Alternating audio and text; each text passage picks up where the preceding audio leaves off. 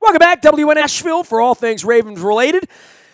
Remember some trips down there and some good times and some bad times? We're going to have a good time down there at least before the game starts. We're going to be down at Piranha's in downtown Nashville off Broadway and 3rd. You can Google it. You can find us. You can certainly send me an email, nasty@WNST.net. This guy joins us each and every week, and certainly a lot more to talk about here on the basketball side than the golf side. He does golf sales for a living down at Compass Point Golf, where we are partners. He's also a local college basketball aficionado. And I know we're wrapping up the golf side of this, Robert Kennedy, and you can follow him at Buckets and Birds, appropriately enough, out on Twitter. And I know Tiger Woods is coming back, but it's all basketball in your world right now when you're not being a weekend duffer down there in Pasadena, right?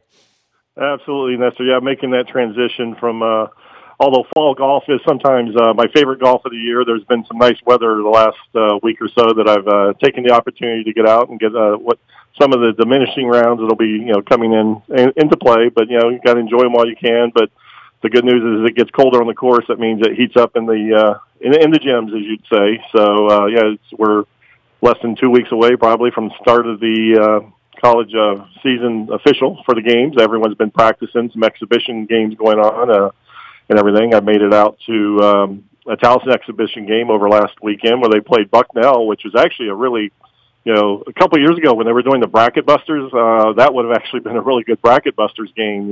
Two teams highly ranked in their conferences and everything. But for it to be an exhibition game, it was actually some pretty good basketball out there. Towson came away with the win. They showed their, probably a little bit more size and depth and speed than Bucknell, which is what you would expect. So it was a good win for Pat Scarry and his team, and to get things rolling and getting ready for the season, which will kick off on the 10th of November. It really is an exciting time if you love college basketball. I was out with Coach Williams and Coach Odom at the UMBC event 2 weeks ago. We've had Juan Dixon on here. We also had Dwayne Burrows on with our Coppin State relationship, and we're broadcasting the Eagles games. And I just, I saw Jimmy Patsos on a stage the other day here for the Cal Ripken Senior thing, and there is palpable buzz about this season beginning, and I guess locally for all the programs here to a new start for Coppin, UMBC second year. Pat Scarry's got the Cats pointed in the right direction, and certainly what's going on down at College Park for Mark Turgeon. This is an exciting group of players, and I know I had Chris Knoche on earlier this week talking Big Ten, and they have that big game coming up with Butler in 2 weeks, but Maryland's going to be representative this year, and I think the Big Ten's going to be representative.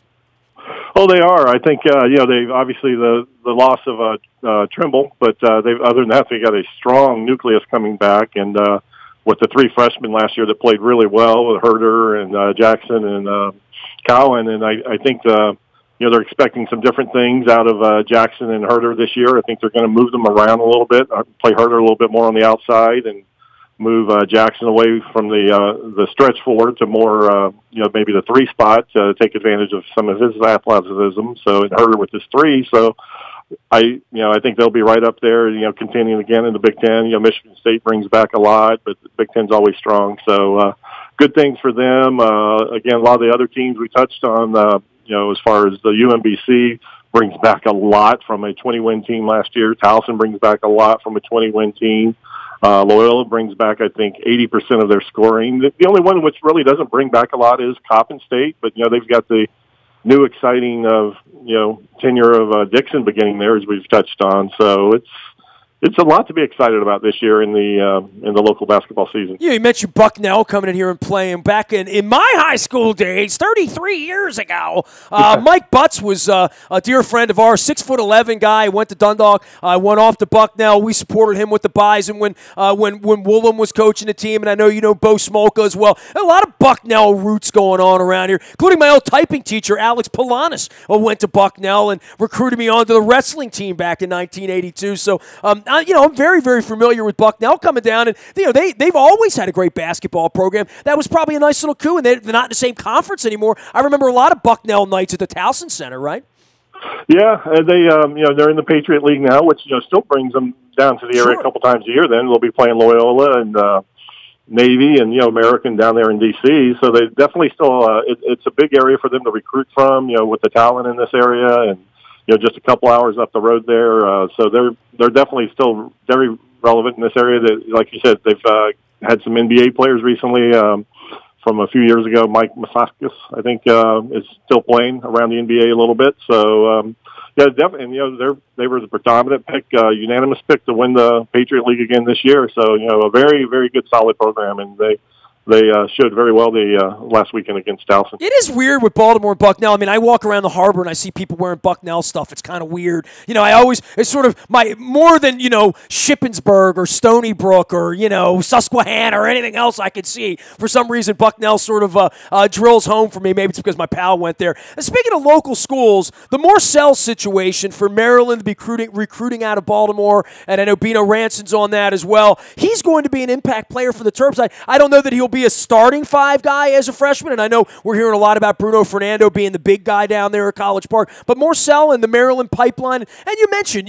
local kids going to local schools. That's always good for all the programs around here, and I know that's what Juan's goal is over Coppin as well.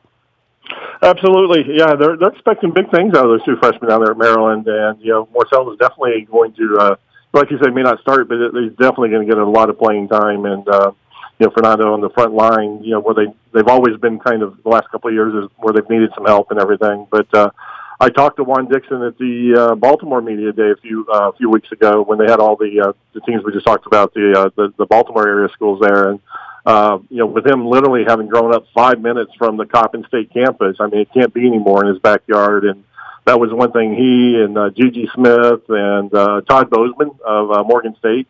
They all talked about the local kids and getting them to stay at home, and they're all fighting for the same type kid, and they're looking at the same ones. And Todd Bozeman even said, as far as as long as they stay at home, sure, he'd rather them go to Morgan State, but if they stay home and go to Coppin, that's still a win for the city, keeping the local kids from their backyard here at home. And so it's that was another reason they've all want to really get this backyard battle going again. That has had a couple of iterations in the past. So that if you get a weekend or a night where there's a triple header, even if it's not a full weekend thing, if you get 3 games at a Saturday afternoon, and you bring out all these AAU coaches and the high school coaches, and you bring their players out to see 6 of these teams playing in the same day, they realize there's a lot to stay home for and to get excited about.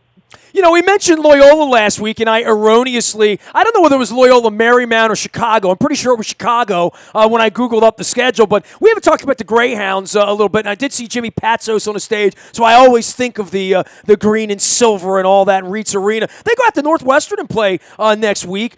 They also have games at Dartmouth, Mount St. Mary. They go down to Florida State and play in December. I mean, this is the season of the money games. We talk about Coppin and Morgan doing that tour as well, but all the small schools, a lot of David and Goliath going on in November. I dare say Butler, a small school for Maryland. They'll be playing them in a couple of weeks. But it is an interesting month for the weird conference matchups and a chance for small schools to at least go out and play and have a chance to keep a game close and scare a big team, right? Oh, absolutely. The driving force, as you mentioned, behind that is the money games. That's where a lot of them get their budgets and their money for the year and everything.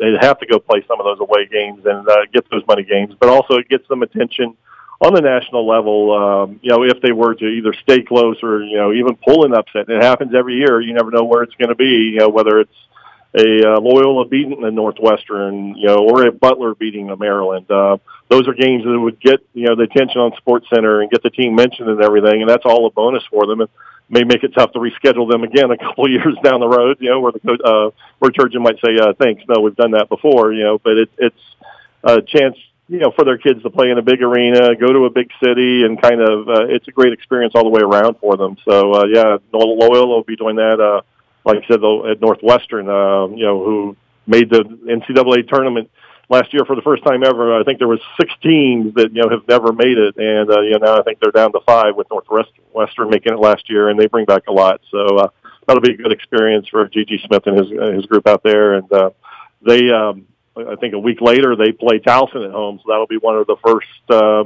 local games in our backyard and everything. That's the 17th, by the way. So, yeah, I mean, we don't have the Battle of Baltimore, but we have some battles in Baltimore for sure, right?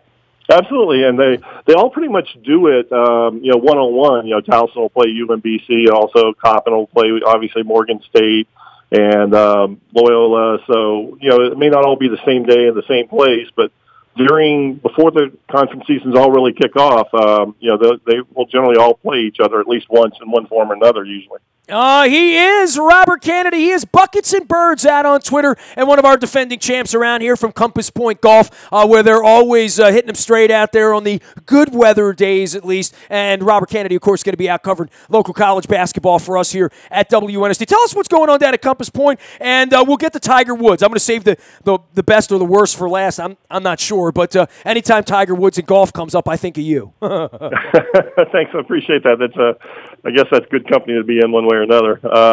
It's like I said, season's winding down, but there's still, I would say, there's still a good month of weather left in November. We were going to get some chilly days, but days like midday and everything warms up. You can get out there and play. We have an event at the end of November called our Turkey Shoot, which is the Black Friday after Thanksgiving. We kind of put on a tournament, and we'll be a little politically incorrect in here and say maybe while the wives are out shopping and everything, the guys can come out and play golf that Friday in a tournament. You serving leftovers? I mean, is pumpkin pie involved or anything, or no? We definitely do a little Thanksgiving type theme and everything. So have some beer on tap, and maybe a little stuffing and everything as well. So if you got eggnog, I'm there. I'm an eggnog guy. You know that. If you come out, of course, I promise you that. It's more of a shutdown for the year. We stay open year round.